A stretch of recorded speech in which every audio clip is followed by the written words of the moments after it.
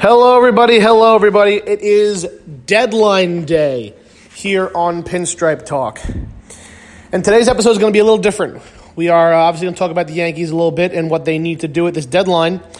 But I'm going to be going through everything that happened before the deadline.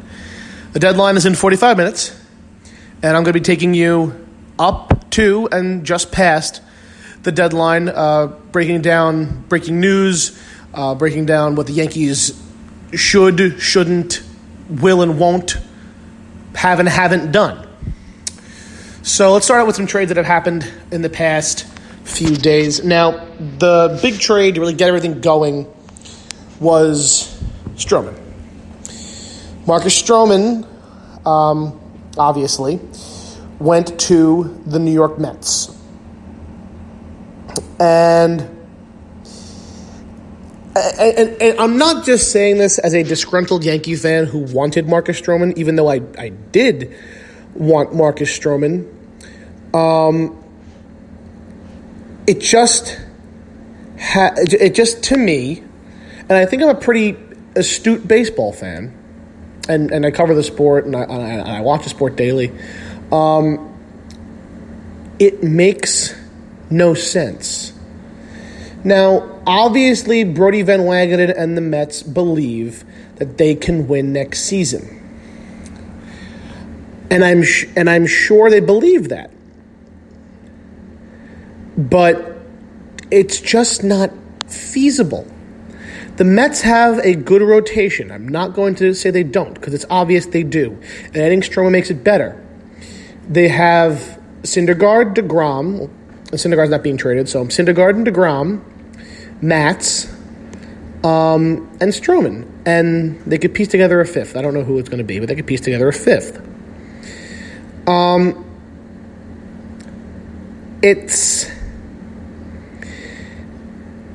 It's a good rotation.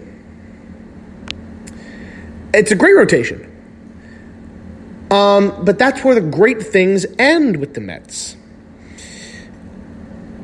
They have a very, very hit-or-miss bullpen. It's usually miss.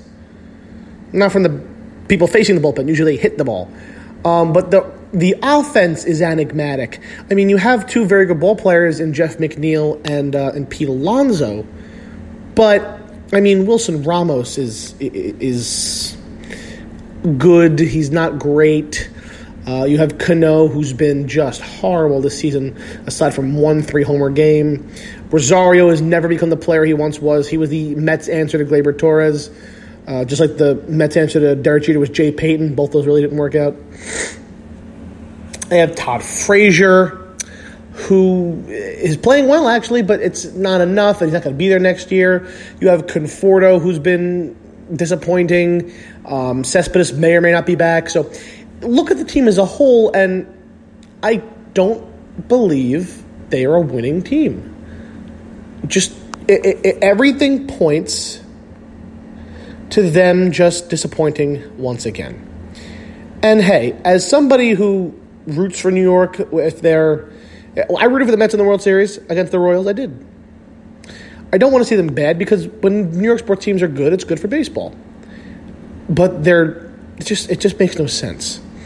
After that, we had a small deal. The Brewers got Jordan Lyles from the Pirates. He's pitched to a 4.5 this year. The Brewers need pitching, so they grab whoever they can get. And Jordan Lyles was the first. They did get somebody else, though. They got someone today. The Phillies got Jason Vargas. Vargas has pitched very well for the Mets recently after a horrible start to the season. So they're looking to ride the hot hand, and Mets trading with the Phillies, which points to me that they're willing to do deals with some of their rivals. So you could see a Wheeler move to the Yankees if they so choose to. I don't think it's going to happen personally, but we have 40 minutes to find out. After that Lyles deal, which happened a few days ago, we had some action yesterday, obviously. Late in the day, we had the Cubs acquiring David Phelps, a nice bullpen move for the Cubs. And we had the big deal of the day, which was the 3-team trade between the Reds, the Padres, and the Indians, where Trevor Bauer went to the Reds. Another interesting move. Now, the Reds are a little better than the Mets, in my opinion, because they have a better offense. Votto and Jeanette, Suarez, Iglesias. They have a nice outfield. So it's not like they can't hit. They can hit, and they have a good closer. They have middle relief and an starting rotation. But now it's a good rotation because they have Luis Castillo, who is an all-star this season and pitched very well, Trevor Bauer, and Sonny Gray. It's a good 1-2-3. I think you need a little more, maybe a little more to the outfield, maybe another arm in the bullpen, and maybe another arm in the rotation. But they're built to win in the next few seasons. That's a pretty good trade. So I believe that that will definitely impact them in a very positive way in the foreseeable future. Now, after that, we have the trades of today, which have been a lot of trades. The Astros got Martin Maldonado back from the Cubs. He's already traded once from the Royals to the Cubs, and now he traded again from the Cubs to the Astros. Yeah, they had him a few years ago, and they like him, so he's now back with the Astros. The Nationals acquired Daniel Hudson. They also acquired Hunter Strickland and Rowanus Elias. They got 3 arms with a bullpen. The Brewers got another rotation piece. They got Drew Pomeranz. So they're working on their rotation. The A's got Tanner Roark. Another arm for them. And the final few moves of the day to this point are the Phillies acquiring Corey Dickerson, a nice outfield piece. He's a phenomenal fielder and has quite a bit of power for a team that needs it because Bryce is only batting .254 with 18 home runs, so they can use some power in that outfield. And the big deal of the day, at least to me at this point so far, is Shane Green going from the Tigers to the Braves. Shane Green is a 1.18 ERA and has been pitching very well. The Braves need a closer, and they now have one. Some minor moves since then. We have Jed Jerko going from the Cardinals to the Dodgers. And some news is that the news I just read is that the Yankees are now focusing their attention to the bullpen. They're not really looking at rotation arms right now. They're out on Wheeler, and they're focusing on the bullpen. Which,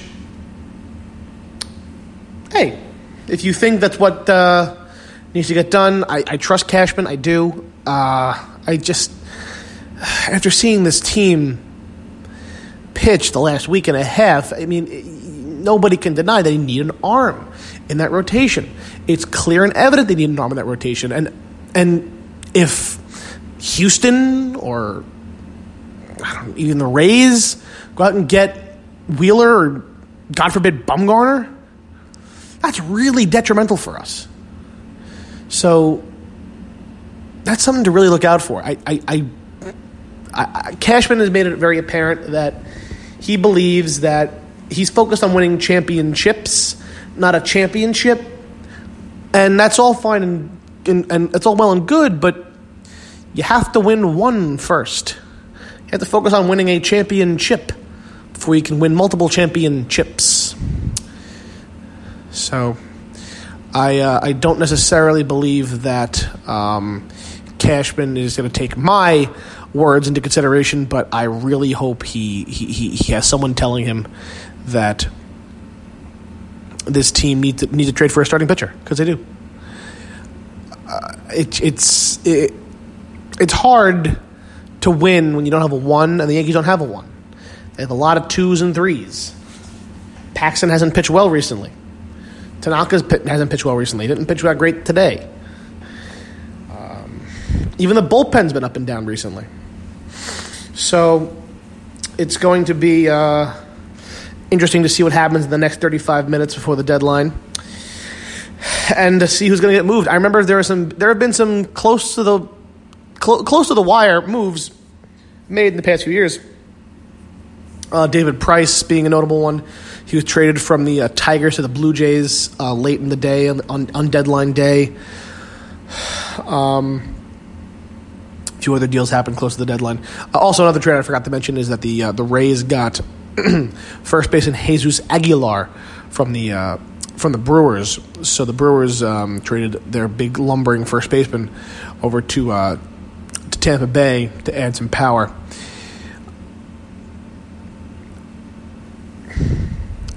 Now, as the weeks led to the deadline, something I've noticed, and a lot of people have noticed, is that there's been very little. I mean, there's been a lot of action, but not a lot of major action. In so much as teams like the Tigers, or the Diamondbacks, or the Giants, or even the Mets, all have pieces to move. Ray, Greinke, Bumgarner, Syndergaard. They all have guys to move. But they're either so close to being decent that they think they can win, like the Giants are 2 games out of the wild card spot, but clearly not going to make it. And the Mets are 4 games under 500, but they think they can win next season. So that's one aspect of why teams aren't trading their players. And two, players are being far overvalued. I think I heard that yesterday that the Tigers, when the Yankees contacted the Tigers to ask about Matt Boyd, their left-handed starting pitcher, who's decent. I mean, I wouldn't call him great. He's decent. When the Yankees asked for Matthew Boyd, the Tigers asked for Gleyber Torres. Like that's not feasible. Gleyber Torres is arguably the most indispensable piece on this team. It's ridiculous to see what these people are asking for. I mean, that's just unheard of, and that's why they're not going to trade Boyd, because they can't get the world for him, and they don't deserve the world for him. So that's one of the reasons they haven't been moving some teams haven't been moving players. I just think it's mismanagement, overvaluing their players. It's a lot of confusing times when it comes to when it comes to the trade deadline this season, because I mean the teams that landed the biggest players are the Reds and the Mets, and they're two teams who are under 500 who are not going to compete this season, and in the Mets case are not going to compete next season. And I just don't understand. I cannot understand the Mets making that Stroman deal. I just don't get it. And I think I think I understand a lot of baseball. I've seen a lot of baseball. Just if it makes sense to somebody, great. It doesn't make sense to me. They're not built to win, and they traded some of their best prospects to get Stroman, and they didn't have a good system to begin with. So they're trading their prospects to get players that will make the team, what, an 82-win team next season? They need so much more. Yes, Alonso is very good, and yes, McNeil is very good. But their bullpen is horrible. DeGrom is still a very good pitcher. I'm not saying he's not, but he's a year older. He's not the pitcher he was last season, although you really can't ask him to be that. Syndergaard has a 4.2 or maybe a 4.0 now after yesterday's start. ERA, and I mean, that's not what you expect out of a guy with stuff like his. I heard something recently where the Mets were not, when the Mets were still shopping Syndergaard, they were desperately trying to not trade him to the Astros or the Yankees, for the reason being that the Mets as an organization believed that the Mets or Yankees could have made Syndergaard an otherworldly pitcher. So that to me just says